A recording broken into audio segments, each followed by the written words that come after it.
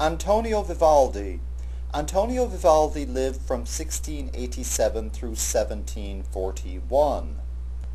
And, as you can tell from his dates, he spent his entire adult career in the 18th century.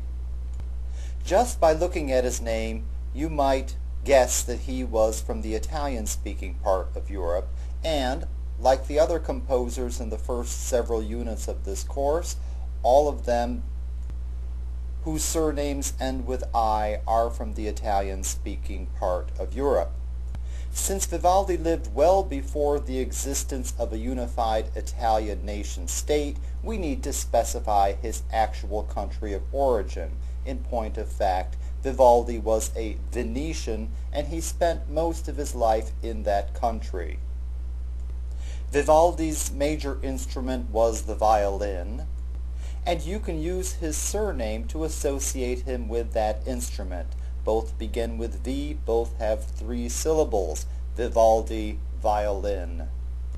Vivaldi was an internationally famous concert performer, and he was one of the first musicians of that type.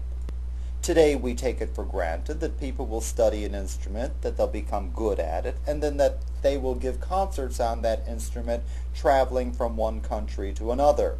Vivaldi lived at the point in history at which this first became possible. We know that the first public concerts were organized in the early 1700s. Vivaldi happened to live during that time.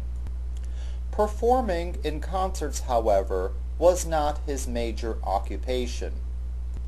In fact, for a good portion of his career, he taught at a school for foundling girls in Venice. This institution, for young ladies who were abandoned by their parents at birth, provided its students with a solid liberal arts education in which the emphasis was on music. Vivaldi must have been a very good teacher because a number of his students grew up and took jobs at the institution, eventually putting Vivaldi himself out of a job. Vivaldi wrote well over 500 concerti. Notice how I express this approximation, 500 plus.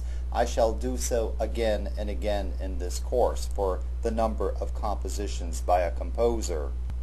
About half these concerti were for his major instrument, the violin, and the others were for all sorts of instruments and various combinations of solo instruments.